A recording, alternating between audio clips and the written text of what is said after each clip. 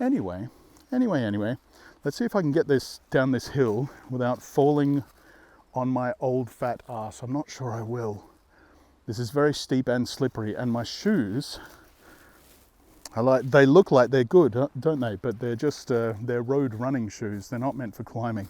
I wasn't intending to be climbing up a hill of dry, slippery leaves. So let's see. You might get a little bonus feature of Steve Parker audiobooks, SPA, standing for Steve Parker's ass when he fell on it. I wonder if that, no, that's just a stick, that's no good. I can still maybe use that for a little bit of support. Whoa, no, it snapped.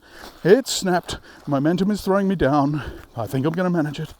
I think I'm going to manage it. I think I'm going to... Ha ha ha ha ha. Ah, victory. Screw you, Forrest. I won. You lost. Excellent. Oh no, we've got another one to go down to my bike. Cocky Steve, always mouthing off too early. All right, here we go. Down the next bit. Oh boy. Oh boy. Oh man. I'll tell you, when you get to nearly 50 years old, falling down is a lot more bothersome in your mind than it is when you're 20 or 30 even. All right, let's go back to the bike. Nice, stable, lovely bike. There's my GoPro mount, which I use on all my rides. I do like to record my rides. Very few of them actually make it to public, but I keep them all because I do really like this place. Like, I like Soja. I like Japan. Nihon wa suki desu ne. But the language is so difficult. And I didn't start studying until I was like 46, something like that, which is too old to be learning a new language. Lesson for the younger folks. If you ever want to learn a new language, start young and keep it up. Even if you're just doing like, Duolingo or something like that. Do a lesson a day, a few lessons, whatever. You'll be all right. But I also didn't know that Japanese, like the international linguists, like the translators that work for the UN and stuff like that, they have a ranking system for difficult languages.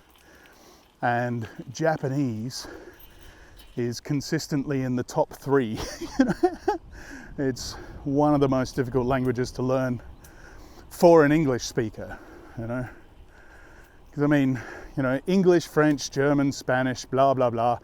We all sort of come from the same space, We've got a lot of borrowed words. Our grammar is usually very similar, rather. French being an obvious standalone because that's a freak language for freaks.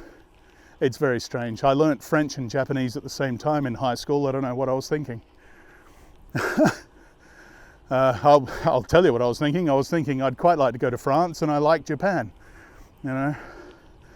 Karate Kid had come out recently, and Teenage Mutant Ninja Turtles, and lots of pro-Japan stuff was hitting the kids' TV screens and movie theaters. And so I wanted to, look at that. Isn't that beautiful? And you can't even smell the poo very much today because it's all underwater. There's some days where you come through and you just get poo in the face. That's all. That's all you can smell. If you're silly enough to open your mouth, that's all you can taste. It's really gross. But today it's pretty nice. I think it's all underwater. So that's good. Another thing I'll miss about Japan, I don't know what it's like in your part of the world, but in Australia, water is a constant concern. Constant, never ending. And in Japan, they literally have it pouring down from the mountains, coming out of the ground. It's everywhere.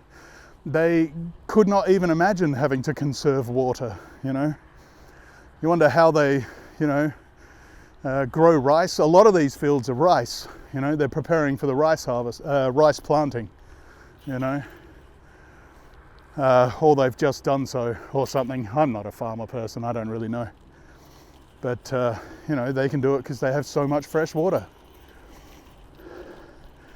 They grow some rice in Australia and people lose their minds because it takes so much fresh water. Anyway, I will miss not having to worry about water, having to time your showers again. Apparently, New Zealand is even worse than Australia for fresh water.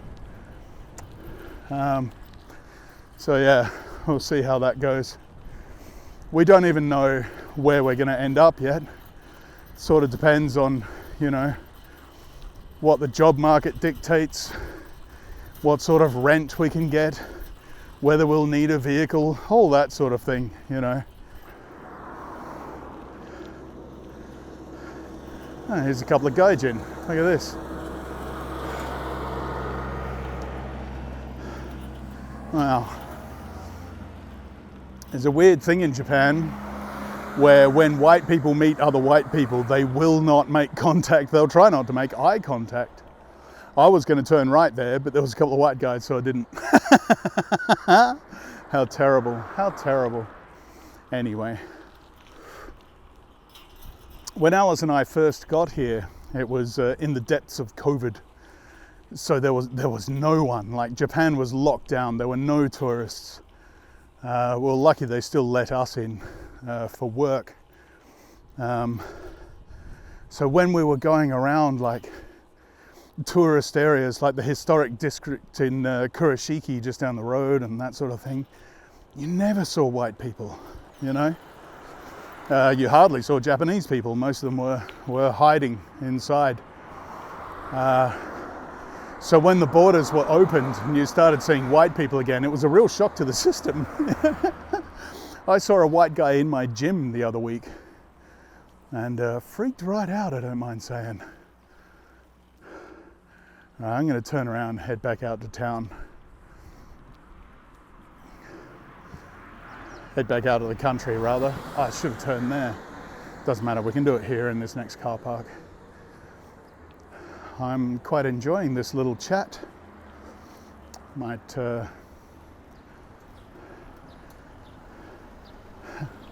it was supposed to be just a little channel update. Talk to people about what's going on. Might turn into a podcaster type thing. Wow. It is beautiful out here today. I'm probably going to get a bit sunburned, but oh well. If that's the worst thing that happens to me today, it's a pretty good day, right? That's what I used to say to all my new boxing students, because they tend to come into class and they're a bit nervous. All they're really thinking about, like on the way into class, they're thinking, oh, how much fun to hit mitts, hit bags, hit people, all that sort of stuff. This is going to be great. And then they get into class and suddenly all they're thinking about is getting punched in the face. And I always say to them two things. First, one of the most important things that you're going to learn here is that being punched in the face is nowhere near as bad as you think it is. You've been walking around in fear for your whole life. Very soon, you won't fear that as much. And the second thing, very similar to what I just said, was if getting punched in the face is the worst thing that happened to you all day, that's a pretty good day. Yeah. There you go, riding up again. That's the forest we were just at in front of us on that hill on our left. I don't know where we're going to pop out. I don't usually come down these roads. I did once on a very early walk when we first got here. I think we might continue down this road a little bit, because I think on this road there's a house with like 1,000 little monkey statues. Oh, here we are, it's right here. Look at that. There we go. Look at all the little monkeys. Look at them all. So many monkeys. Can you see them? I'll turn around and do another lap the other way.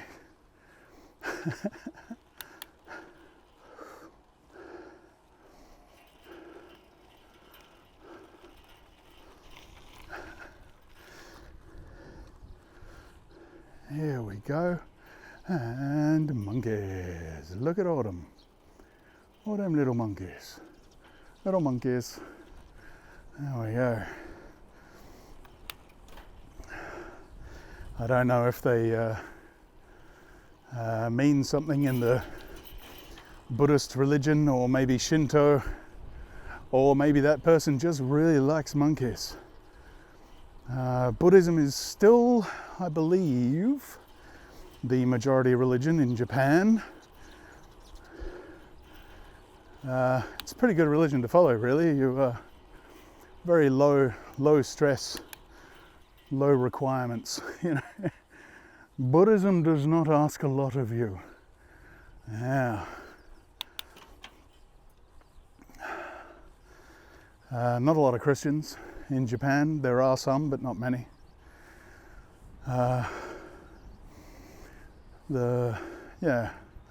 Shinto is basically dead. That was the original religion of Japan. Very nature, spirit, worshipy. You know, everything's got a god. There would be a Kawakami, the little river god. There'd be a Kazekami, the air god, Kikami, the tree gods, right? Everything would have its little god. Which is kind of cool, you know, it breeds a respect for nature in you, right?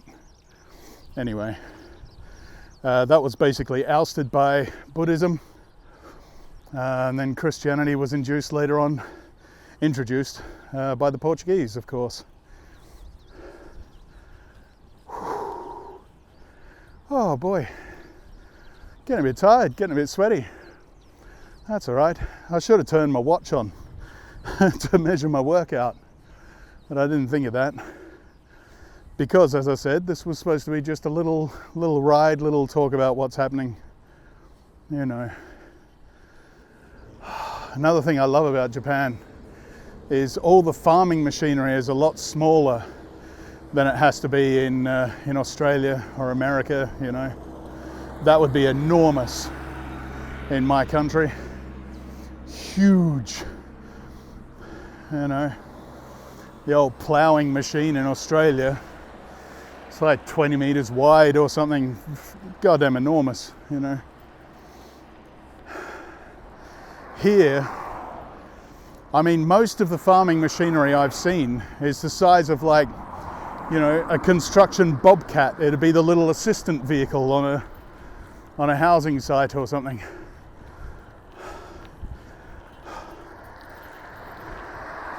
That's all they need here, because everything's so small. I mean, they don't really have yards in Japan, because that would be wasting farmland, you know. Only very pricey plots have a yard of any sort. Whew. So if you have a look at a map of Japan, what you see mostly is mountains. It's just mountains all the way. It's a huge mountain range with some little bits of flat land in between mountains. And if you go to a map and you look at Okayama, right, which is the area where we live, it's not province, it's not protectorate, it's prefecture. That's the one. Okayama Prefecture, that's where we live. To the south of us, there's a big island where you'll see maybe 10 towns down there, because the rest of it is just solid mountain. We drove around it to do a little blacksmithing course to make a couple of kitchen knives, and it's all just mountains and tunnels, you know, like all the way. and then some tiny little slivers of flat land where people live. It's pretty wild, man.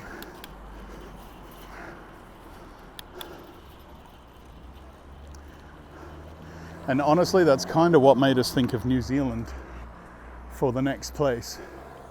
It's a similar sort of land. They've got a lot more flat land than Japan. But it's like, a Japan where they speak English. Beautiful. Because that's really our only problem here. Japanese is a very difficult language. I can sort of speak formal Japanese well enough to be understood a bit. I can barely understand it when it's spoken to me. Only by context. You know? There'll be like one word in a statement that I get, and I only understand it because of where we are.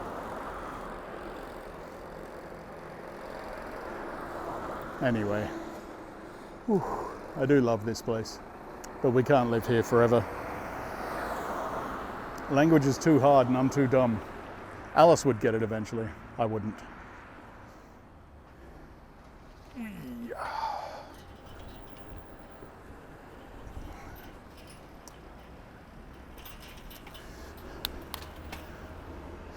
Like most of Asia, they have a strong bicycling culture. You know, there's a very strong feeling that like the roads are shared. They don't belong to Jeremy Clarkson and all his car mates, you know. They are shared. They belong to everybody because they do. Alice and I were kind of freaked out the first time we saw cars stopping in the middle of an intersection to let bicycles go past. But that's what they do, man. Okay. Home again. For the moment, you can help me bring this bike in. There we go. Lovely.